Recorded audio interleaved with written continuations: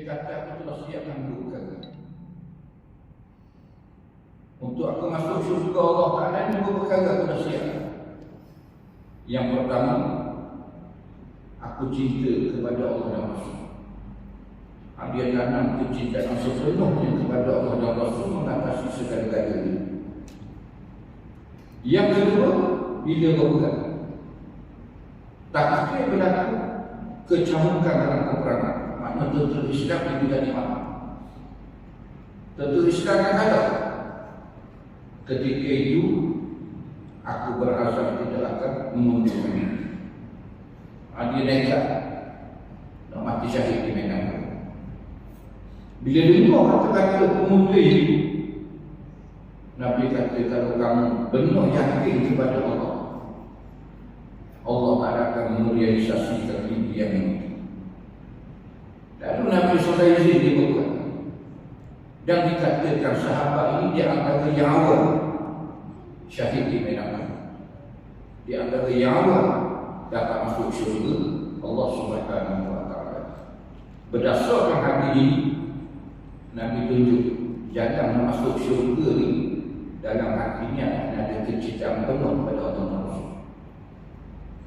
Tanpa kecintaan penuh pada Allah dan Rasul, tak mampu kita nak taat perintah Allah Ta'ala. Tak mampu kita nak junjung sepenuhnya ajaran Nabi kita Muhammad SAW.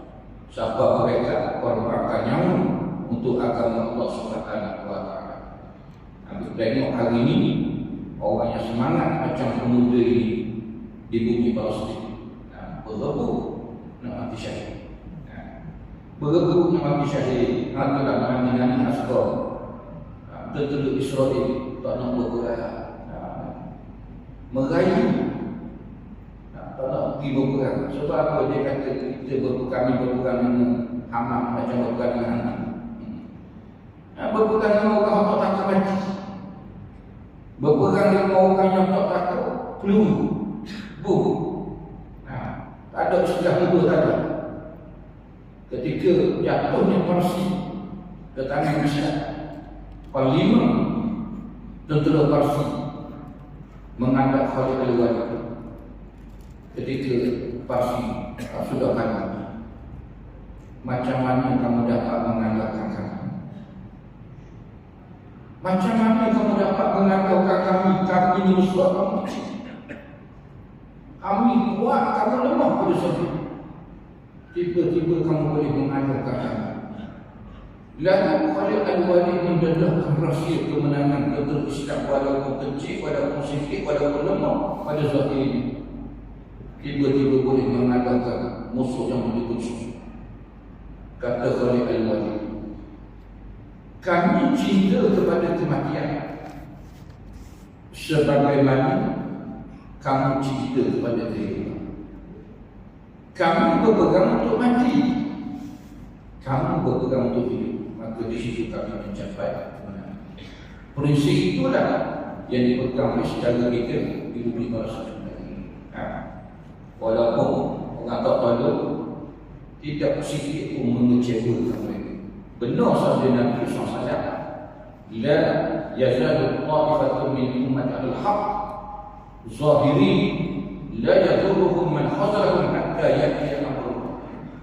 Tetap ada di kalangan umat aku ni satu kumpulan yang zahir di atas kebenaran, tidak beri mudarat kepada mereka orang yang mengecewakan mereka. Orang tak tahu, orang tak bantu. Dan kita tak pernah dengar dalam tempoh beberapa hari peperangan seminggu peperangan ni, tentera Al-Qassam baik, tentera Hamas baik, minta supaya tentera luar tolong bantu mereka. Ada istilah minta, kami tak bantuan, minta Tuhan terbiasa. Atas gerak yang hancur, bangunan yang hancur, sekolah yang hancur, pelarian yang begitu ramai, ada peminta supaya masuk berperang kawan Israel. Kita tak ada mereka minta. Bahkan bila ditawarkan diri pun mereka tak terima. Mereka tak terima. Mereka tak bagi orang masuk. Yang mereka berhadapan dengan tentera Israel. Mana kat luar ni apa pula kan? Kalau mereka sudah seperti mencari biarkan apa ni Isra ni Muhammad ada ulama sama di dalam. Kalau orang luar cakap pandangan, baru kami akan pilih. Setakat ni dah ada. Di luar sana, saudara-saudara kita yang sudah bersiap sendiri sebarang kemungkinan. Berlaku cakap pandangan luar, kita akan saksikan program seseorang akan mengatakan. Ini tidak mustahil. Sebab apa yang berlaku hari ini mengulangi peristiwa 50 tahun lepas. Yaum Kafur, peristiwa 9 Oktober. Sebab berlaku peristiwa baru 7 pun yang sama. Hari Sabtu serangan, lepas itu 7 sebenarnya. Perancangan itu bermula daripada 6 bulan. Ambil tarikh yang sama. 6 bulan Oktober tahun 73. Yang menyaksikan kekalahan yang sangat memalukan Israel ketika mereka nak tawasi sepadan Sinai. Mereka dah lengkap, siap semua nak ambil besi dari Sinai, sepadan Sinai. Tiba-tiba Syekh Abdul Mahmud bermimpi. Syekh Abdul Mahmud ini Syekhul Azhar, Syekh Azhar. Dia mimpi jumpa Nabi SAW. Dan Nabi tunjuk jalan macam mana nak memenangi tentera Israel ini. Cara dia pasrahkan tanah Sinai. Sebab tanah ini tanah berpasir. Sebab Sinai ini berbukit. Pasrahkan tanah ini. Lalu dikatakan mereka selalu balik pasrahkan tanah Sinai sehingga tanah itu indah. Bila berlaku mendapat pada akhirnya nampak kubu-kubu terkesir bawah. Siap dengan kubu siap semua. Akhirnya berlakulah program setelah Oktober sehingga akhirnya Israel kalah dia mencari rasa permainan. Dan hari ini ulangan peristiwa 50 tahun yang lalu. Ada ulangan.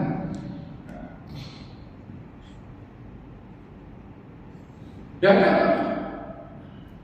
kitab Sahih Muslim disebut bahawa Rabi'ah bin Al-Aslami radhiyallahu anhu seorang sahabat yang masih muda, dia pakai seorang muda yang merindukan surga, yang nak sangat masuk surga.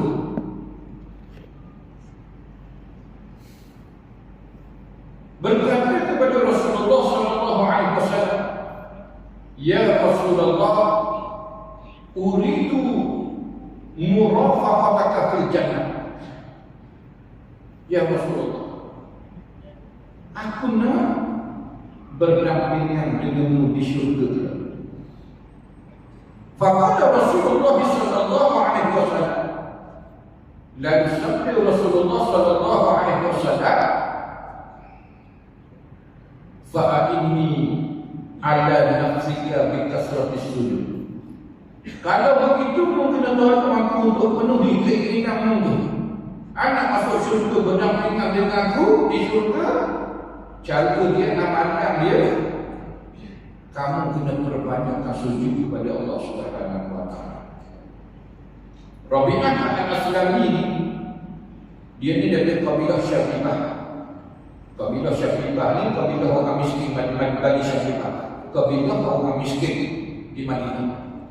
Biasanya pokok ni kalau tumbuh negeri akan minta kurma, minta roti, minta makanan, pakaian.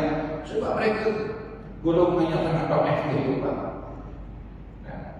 Kalau temu pokok ni akan tanya apa? Ajak kamu yang perlu kami penuhi. Sebab kami tahu pokok ni susah. Tiba-tiba datang Rabi'ah, minta dengan Nabi nak masuk syurga, nak baru dampingkan dengan Nabi. Nabi tanya, ada lagi kepermintaan kamu selain daripada itu? Sebab Nabi tahu dia apa? Dia orang susah. Tidak, ya Rasulullah, ini saja keinginan, kepohonan. Bila dengar kesulitan sahabat ini masuk syurga berdampingan dengan Nabi, Nabi tunjuk jalan amalan. Fa inni ala nafsika bi kasrati sujud. Kalau begitu, membantu aku untuk penuhi keinginanmu itu dengan memperbanyakkan sujud atau memperbanyakkan sembahyang. Sujud di dalam sembahyang, luar sembahyang ada 2 sujud saja, iaitu sujud tilawah dan sujud syukur. Ketika taubat dan bertemu Nabi sallallahu alaihi wasallam. Nabi SAW bersabda, ini disebut dalam Sahih Muslim. Nabi SAW bersabda kepada sahabat, innaka lan tasjud lillahi sajadatan illa rafa'aka biha darajah. Sesungguhnya tidaklah engkau sujud kepada Allah sekali sujud, melainkan Allah angkat bagimu satu darjah. Rupanya setiap kali kepada kita menyembah bumi, di situlah darjah kita diangkat oleh Allah Subhanahu wa taala. Sekali sujud satu darjah, sekali sujud satu darjah. Itu sembahyang pagi kita, siang malam, 5 waktu ni 17 rakaat. Semua ni wajib. Berarti 34 kali sujud, 34 darjah. Tak campur dengan sunat lagi. Pernah orang tanya Imam Ahmad, tanya tentang amalan Imam Ahmad. Sebab Imam Ahmad ni sangat luar biasa. Dia boleh hafal hadis Nabi SAW sampai beratus ribu hadis. Tersimpan dalam dada dia beratus ribu hadis. Dalam musnad Imam Ahmad saja ada 10,000. Orang tanya, anak tu amalan ilmu ni apa? Sangat luar biasa Imam Ahmad. Lalu kata Imam Ahmad, ayah apa? Dia sembahyang siang malam tiap-tiap hari dia sebanyak 300 rakaat. 300 rakaat tiap-tiap hari. Amalan Imam Ahmad dia sembahyang 300 rakaat. Sebut 300 rakaat ini dengar je kita. Saya boleh catat. Boleh cerita 300 rakaat tak nak fikir gitu. Waktu mandi Ahmad sembahyang. Sedangkan dia sibuk mengajar, sibuk menulis. Kesibukan dia orang datang bertemu dia hanya hukum akad selesai masalah orang. Dan kesibukan dia berhadapan pemerintah di zaman itu. Apa masalah pemerintah di zaman Imam Ahmad? Di zaman Imam Ahmad, pemerintah waktu itu berpahaman Mu'tazilah. Kerajaan Mu'tazilah waktu itu yang mengatakan kalau Quran itu makhluk. Dia kata Quran itu makhluk. Maknanya menyamakan sifat Allah dengan sifat makhluk lah. Sebab Quran ini kata Allah. Kata Allah ini sifat Allah Ta'ala yang qadim. Qadimun bila berkidai dan bila intihai. Sedia kata dengan tidak ada permulaan berkata dengan tiada kesudahan. Kita baca dari Mutawid. Sifat qadim itu. Tapi ahli sunnah wal jamaah kata Quran ini kata Allah Ta'ala yang qadim, bukan makhluk. Yang turun daripada Mahfuz ke Baitul Izzah, yang turun daripada Baitul Izzah selama 23 tahun di malaikat turun daripada Nabi itu, aku kalam Allah Ta'ala yang qadim. Ada buku-buku kita pegang setelah perisam dakwah suara ini semua makhluk lah. Quran itu kalam Allah Ta'ala yang qadim. Tiba-tiba Mu'tazilah kata Quran ini kalam bukan qadim. Faham? Bukan apa ini, bukan kalam apa ini. Quran ini makhluk kita ini. Imam Ahmad mempertahankan kebenaran, mengatakan Quran itu karena Allah Ta'ala yang qadim, sehingga bercanggah Imam Ahmad dengan pemerintah di sana. Dia kesal dia. Imam Ahmad dipenjara. Bukan sekadar dipenjara, diseksa dengan seksa yang sangat berat sehingga kesal dia kata ulama. Sedangkan selepas Imam Ahmad keluar daripada penjara, Imam Ahmad tak mampu lagi nak sembahyang seperti pada sebelumnya 300 rakaat sekali sembahyang. Dia hanya mampu sebanyak 150 rakaat. Pun tak mampu nak kecuali lagi gitu. 150 rakaat tak ada lagi. Tengok sudah terawih tu ada. Silap nak baca semuka. Okey, amu tu mana tak kerti teruk. Semuka dia baca rakaat. Baca semuka boleh semua. Masuk 150 rakaat. 300 rakaat maknanya 600 kali sujud. 600 kali.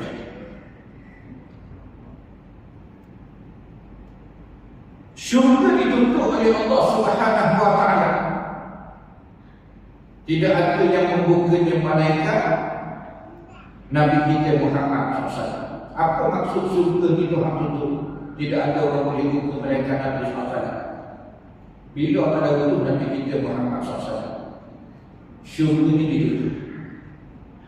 Tidak ada orang boleh buka dia melainkan Nabi kita Muhammad SAW. Maknanya jalan yang Nabi lalui, amalan yang dibuat oleh Nabi SAW, itulah amalan jalan yang menuju ke syurga. Dalam satu hadis Nabi SAW bersabda, "Wa taftariqu ummati ala salati wa sab'ina millah fi ila millatan wahidah." Dan berpecahnya umat aku kepada 73 kaum. Semua masuk surga kecuali satu puak saja yang masuk surga. Sahabat berkata, "Man ya Rasulullah? Siapakah satu itu ya Rasulullah?" Lalu Nabi SAW bersabda, "Ma ana alaihi wa ashabi." Mereka yang ikut jalanku dan jalan sahabat-sahabat. Inilah satu golongan yang selamat masuk syurga. Yang lain walaupun umat Nabi pada zahirnya semua masuk neraka. Sebab apa neraka? Sebab berbalik daripada ajaran sebenar Nabi SAW. Berbalik daripada ajaran para sahabat Nabi SAW. Sedangkan Nabi SAW bersabda, "Alaikum bisunnati wa sunnatul khulafa'i ar-rasyidin al-mahdiyyin aku 'alaiha bin nawajis." Wajib kamu berpegang sunnah aku dan sunnah khulafa'i ar-rasyidin. Khalifah ar-rasyidin Abu Bakar, Umar, Utsman, Ali radhiyallahu anhum ajma'in, yang dapat petunjuk. Aku 'alaiha bin nawajis, bukanlah sunnah itu dengan gerak-gerak aku. Mana ikut sungguh-sungguh. Sebab ajaran Nabi, ajaran sahabat ini, ajaran yang membawa kita ke syurga Allah Subhanahu wa ta'ala. Sallu kama ra'aytumuni usalli. Sembahyang kamu macam mana menengok aku sembahyang. Khusus iman nasihatku. Habis daripada aku kata Nabi, cara-cara ibadah hati kamu. Ada semua ni ditunjuk oleh Nabi SAW. Ketika selamat masuk syurga. Dan kita contoh, man ahdatsa fi amrina hadza ma laysa minhu fa huwa raddun. Barang siapa mengadu-ngadu dalam urusan agama perkara bukan daripada agama, maka ini ditolak oleh Allah Subhanahu wa ta'ala. Kamu semua pasti mengenali Mu'az bin Jabal radhiyallahu anhu. Sahabat Nabi Mu'az bin Jabal radhiyallahu anhu. Dia adalah seorang yang bergelombang ini, cinta, keimanan dan perjuangan. Dia adalah Mu'az yang telah direkodkan pada sejarah tentang jasa-jasanya yang menjadi ikutan seluruh umat. Mu'az dia bercerita pada satu malam yang gelap gelita, aku berjalan bersama Rasulullah SAW. Setiap malam baginda SAW mempunyai waktu yang khusus untuk melaksanakan qiyamul lail di penghujung malam.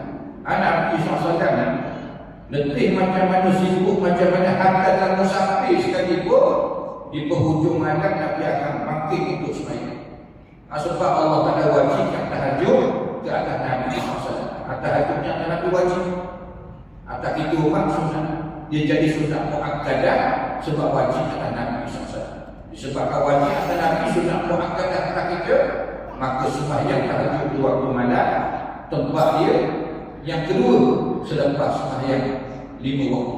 Sebagaimana sabda Nabi SAW, wa afdalus salat ba'da salatil mafruḍah as-salat fi jawfil lail. Yang seafdal sembahyang selepas sembahyang fardu 5 waktu, sembahyang di tengah malam. Atau sembahyang paling afdal selepas sembahyang 5 waktu. Semua sembahyang sunat tidak disyariatkan. Atas sembahyang berjemaah sekalipun, sembahyang terawih, sembahyang raya, sembahyang apa lagi, sembahyang terhadap istisqa, tidak ada bab. Sepada subuh as-salatu jami'ah rahimahullah. Bab ini untuk sembahyang fardu sahaja, subuh, zuhur, asar, maghrib, isya. Sembahyang jenazah pun tidak ada bab. Kan dia ada juga sini pukul 10 pagi orang bang. Sebab apa bang pukul 10 pagi? Sebab ada sembahyang fardu sebab jenazah. Batu kifayah. Tidak ada bab sembahyang jenazah. Sama juga sunat subuh as-salatu jami'ah rahimahullah. Tetapi ada satu sembahyang sunat ada syariat bab, iaitu sembahyang tahajud di waktu malam. Atau kita pergi Mekah Madinah sebelum bila bang subuh dia ada bang sejam sebelum ini. yang tidak diterima as-salatu khairun minan naum. Nah, bila masuk subuh, bila azan sekali lagi ada kalimah as-salatu khairun minan naum. Nah, di zaman Nabi SAW, Nabi kata la yaqna'annakum bi suhurikum adzan bilail. Tidak mahalan makan sahur kamu oleh berbeda. Nabi kata mendengar bila kamu makan minum, tak ada makan sahur. Ramai orang yang salah faham hati ini. Dia kata waktu orang subuh itu dimakan lagi. Sebab Nabi kata tak akan makan sahur oleh berbeda. Nah, pada orang kafir yang mana kita menyebut sebab bila aku bilang apa betul? Jawab dia tak terus. Sebab apa? Sebab dalam hati ini sebenarnya bila dia kapal subuh ni di zaman Nabi SAW ada dua orang berkata. Yang pertama bila terrobat, yang kedua Abdullah bin Ummi Maktum, sahabat itu. Jadi kalau Nabi kata tidak ada makan sahur oleh bila ni, sebenarnya bila dia bilang sebelum masuk waktu subuh setiap subuh.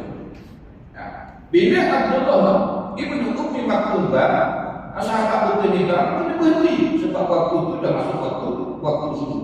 Nah, itu Nabi kata akan mengatakan mereka bila bukan waktu subuh orang subuh boleh makan dah. Nah, sebab ada waktu isyak, waktu berjaga-jaga 10 minit sebelum tu. 10 minit lagi jaga-jaga dah masuk waktu dah. Berhenti makan isyak lagi. Nah, baik. Jadi berlaku di zaman Nabi ini ada banyak selain 5 waktu itu, iaitu waktu yang disebut apa ni, yang orang punya kata ada sama di dunia. Tuhan kita yang maha tinggi turun ke langit dunia 1/3 akhir malam. Dia juga akhir yang sahaja. Nah, tetapi tidak turun macam mana. Tak jangan pada otak kita. Nah, yang layak dia keputusan dia tak sampai ke akhir. Kalau turun ke langit dunia, kalau tak berapa. Siapa nak minta apa kamu? Siapa nak minta apa perkenankan? Abang untuk istirahat waktu sahur, untuk beristirahat. Ada sekarang ini waktu untuk semuanya tahajud seabad waktu selepas semakin 5 waktu. Jadi Mu'az radhiyallahu anhu dia berkata kepada Rasulullah SAW, ya Rasulullah, tunjukkan kepada aku sebuah amalan yang apabila kau laksanakan ini baik, maka Allah akan memasukkanku ke dalam syurga dan menjauhkanku daripada api neraka. Simple mudah sahaja Mu'az pada Nabi SAW. Ada amalan dia tanya lagi, ya Rasulullah, tunjuk aku satu amalan. Bila aku amal dengan baik amalan tu, aku boleh masuk syurga selamat daripada api neraka. Mudah soalan, simple soalan. Tetapi soalan ini merupakan sebuah soalan yang paling mulia pernah dilontarkan di permukaan bumi. Nabi SAW menjawab dalam sabdanya, laqad sa'alta al-'azim wa innahu la yasirun 'ala man yassarahu Allah 'alaihi. Demi sungguhnya Mu'az, engkau telah menanyakan soalan yang sangat agung. Ayat bertanya soalan yang sangat agung, dan sesungguh jawapan pada soalan ini menjadi mudah kepada orang yang Tuhan mudahkan. Maknanya jawapan pada soalan ini, amal-amalan ini, kalau Tuhan mudah, jadi mudah. Kalau Allah Ta'ala bayar Tuhan mudah pada soalan apa mudah. Kemudian Nabi SAW menjawab soalan Mu'az, ta'budullah azza wa jalla wa la tusyriku bihi syai'an wa tuqimus shalah wa tu'tiyaz zakah wa tasummu ramadan wa tahujjul baita in istata'ta ilaihi sabila. Kamu sembah Allah azza wa jalla, kamu sembah Allah azza wa jalla, dan kamu tidak mensyirikkan diri sesuatu. Mana akidah ini kena jaga sungguh-sungguh. Wa tuqimus shalah, dan kamu mendirikan sembahyang, dan kamu menunaikan zakat, dan kamu berpuasa di bulan Ramadan, dan kamu mengerjakan haji ke Baitillah sekiranya kamu mampu berjalan kepada ini. Ini yang pertama. Anak beritahu Mu'az, suruh buat amalan sungguh-sungguh. Apa sebuah amalan? Jaga sebuah amalan. Keimanan terjaga. Sembahyang 5 waktu puasa Ramadan, zakat, haji ni asas Islam. Sebab Islam digunakan lima perkara. Nah, kok asas Islam dijaga seluruh. Kemudian bagaimana Nabi SAW menyentuh menerukan sabdanya yang menyentuh hati. Ala adulluka ala rasul amri wa umudi wa zurwat islamani. Rasul amri al-Islam wa umudu as-salah wa zurwat salami al-jihad fi sabilillah. Maka kau kamu aku tunjuk kepada urusan. Kepada urusan ini dan tiangnya dan intisarinya. Rasul amri asas permasalahan ini al-Islam, ada tokoh Islam. Tokoh Islam.